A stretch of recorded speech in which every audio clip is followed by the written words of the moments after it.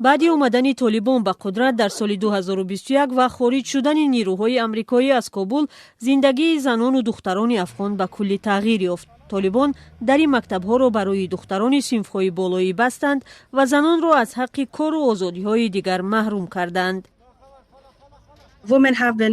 به زنان گفته شده است که آنها نمی توانند به کار برگردند یا بدون همراهی مرد بیرون برآیند. برای دختران از 12 ساله بالا رفتن به مکتب منع است. آنها تنها به زنان و دخترانی که در دانشگاه می‌خوانند اجازه تحصیل دادند، اما آنها هم باید برقع سیاه پوشند و رویشان را پنهان دارند. همچنین صنف‌های دختران و پسران را در دانشگاه از هم جدا کردند. زندگی اکثر زنان افغان حالا در خانه با کاری روزگار محدود شده است. به بیرون تنها برای خریدن خوراکواری و یا عیادت خویشاوندان می روند. من با اشتراکچیان برنامه بین المللی زنان برای زنان در تماس هستم.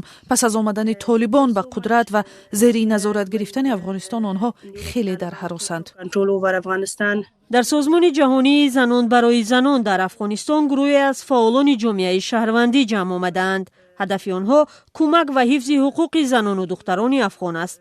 این سازمان در آخر ماه انور دوباره مرکزهای آموزشی خود را در کشور باز کرد.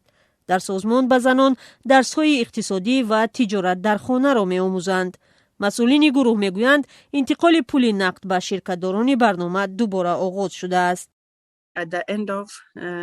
همچنین در آخر ماه ما به آنها $10 استیپندیه می‌دهیم. این مبلغ را ما با پول افغانی می‌دهیم که به 1000 افغانی برابر است. با این راه ما به اشتراکچیان برنامه کمک می‌کنیم. سعادت امید دارد که به زودی محدودیت‌ها در زندگی زنان و دختران از بین برده می‌شوند و آنها به کار و تحصیل برمیگردند.